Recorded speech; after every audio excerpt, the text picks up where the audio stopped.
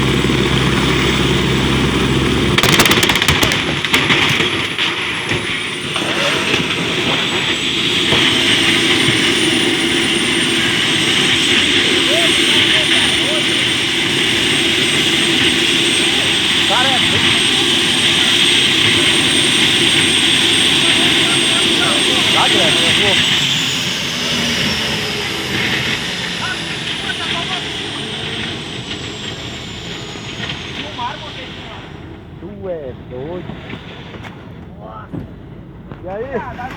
Entrou o que aí na perna do cara? Um negócio. Foi mesmo.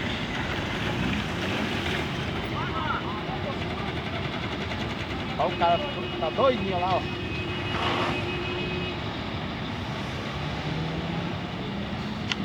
Entrou alguma coisa na perna dele também.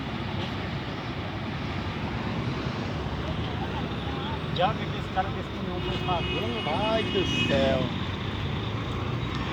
Já, Guilherme.